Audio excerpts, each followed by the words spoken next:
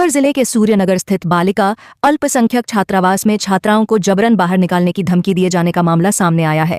इस घटनाक्रम के विरोध में बड़ी संख्या में छात्राएं आज अपर जिला सेशन न्यायाधीश से मिलने पहुंची और वार्डन मंजू मीना सहित अन्य स्टाफ के खिलाफ कार्रवाई की मांग की। छात्राओं ने आरोप लगाया कि छात्रावास की वार्डन मंजू मीना द्वारा उन्हें छात्रावास खाली करने का दबाव बनाया जा रहा है। छात्राओं का कहना है कि जब उन्होंने छात्रावास छोड़ने से इनकार किया तो उन्हें धमकाया गया कि अगर वे नहीं गईं तो उनका बिजली, पानी और भोजन बंद कर दिया जाएगा। इतना ही नहीं, छात्राओं को यह भी धमकी दी गई कि यदि वे छात्रावास दरखास्त हो रहे हैं कि मतलब पूरा स्टाफ चेंज होना चाहिए। हमारा 5 साल हो गई उस स्टाफ को, अभी तक वो स्टाफ चेंज नहीं हुआ। स्टाफ चेंज होना चाहिए। वहाँ की अहमियत लड़कियों की और स्टाफ की जब ही पता चलेगी किस में कमी है। वहाँ का स्टाफ होना चाहिए। हम भूख हड़ताल पे बैठे हैं।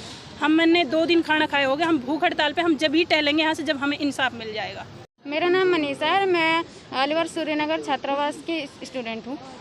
हम जैसे हमारी हॉस्टल में थोड़ी प्रॉब्लम चल रही है और जैसे हमने आज वहाँ पर खाने नहीं दिए जा रहा। जैसे हमने खाना की बोली, नाश्ता भी नहीं दिया गया आज हमारे लिए। जब नाश्ते की बोली तो उस समय बोला गया था, हमसे वार्डन मैम ने बोला था कि हम क्या कर सकते हैं, हम आपको खाना नहीं देंगे। हमें खाना नहीं दिया जा रहा, ना ही नाश्ता दिया जा रहा, और खाना देते और नहीं पानी आ रहा उसमें। और इतना बाकी समझिए बहुत समय से वहाँ पर एक ही वाटर कूलर लग रहा है। और सर्दियों में भी कोई लड़की किसी के लिए गर्म पानी नहीं था, सब ठंडे पानी से नहाती थी। बहुत बीमार हो गई थी लड़कियाँ पढ़ने में बहुत डिस्टर्ब होती है। बजट खूब आता है लेकिन जितना बजट आता है वो दिया नहीं जाता है। लड़कियों को पूरा सामान नहीं दिया जाता है और आधा से ज़्यादा सामान को रख लिया जाता है।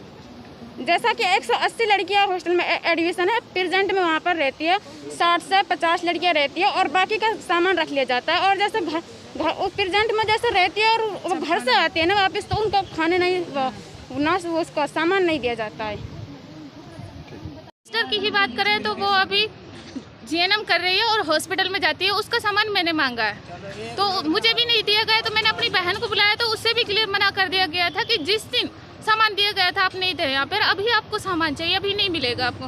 क्यों नहीं मिलेगा सामान तो हमारा ही आया है ना, वो होगा तो सही, रिटर्न तो जाता नहीं है वो, फिर क्यों नहीं मिलेगा सामान।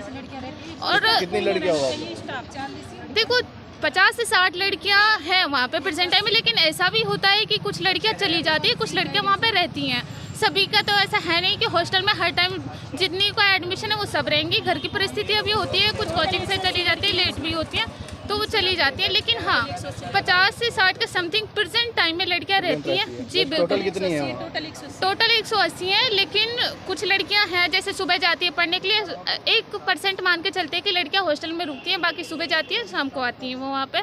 लेकिन उसके बावजूद भी उन हॉस्टल वार्डन को लड़कियाँ इतनी ज़्यादा भारी पड़ रही हैं कि उनको उसका 1 टाइम या 2 टाइम का खाना भी नहीं दिया जा रहा है। और जो हमारे खाने का टाइम है वो भी बिल्कुल ख़राब कर रखा है, उसमें भी हमें टाइम से खाना नहीं दिया जाता है, जिनकी वजह से परिस्थितियाँ काफ़ी ख़राब चल रही है। और हम चाहते हैं कि जिस वजह से हम यहाँ आज आए हैं कोर्ट में, हम जिस चीज़ के लिए न्याय मांगने के लिए आए, हमें न्याय मिलना चाहिए, इंसाफ मिलना चाहिए। और वार्डन मैम जो हमें इमोशनली टॉर्चर कर रही हैं, उन्हें ये चीज़ पहली बात तो वो चेंज हो जाना चाहिए। अगर वो चेंज नहीं होती है तो परिस्थिति में आप सुधार करिए।